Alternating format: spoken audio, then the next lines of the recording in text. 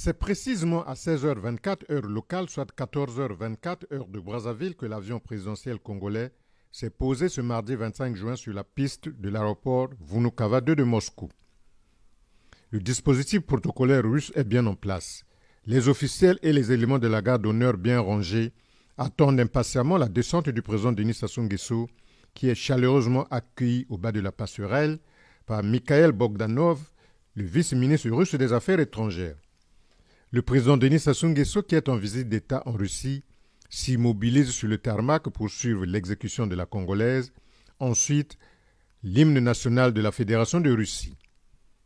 Marchant d'un pas ferme, le président de la République passe les troupes d'honneur en revue.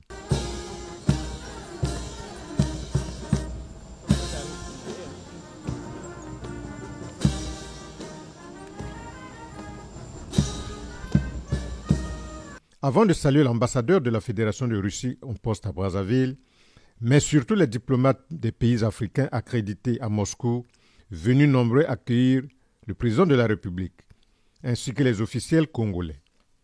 La troisième grande séquence de cette visite d'État à Moscou est la parade militaire des gardes d'honneur, lesquels impeccablement habillés et dans la pure tradition militaire russe ont émerveillé le premier citoyen congolais.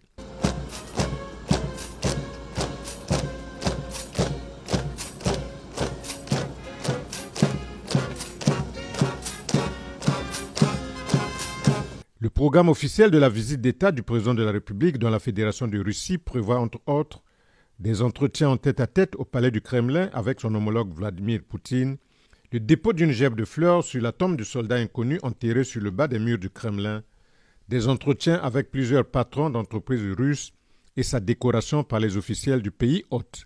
De même qu'après Moscou, la capitale, Denis Sassou Nguesso va séjourner à Saint-Pétersbourg, la grande ville du nord de la Russie, où il aura également des échanges avec le gouverneur de cette ville, ainsi qu'avec les cadres de l'Université nationale des recherches, notamment ceux de l'École des hautes études en sciences économiques.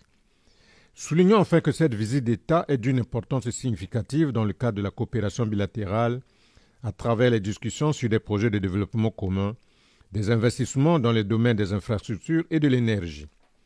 Rappelons que la dernière visite du président de la République en Russie remonte au mois de juillet 2023 à l'occasion du deuxième sommet de coopération Russie-Afrique.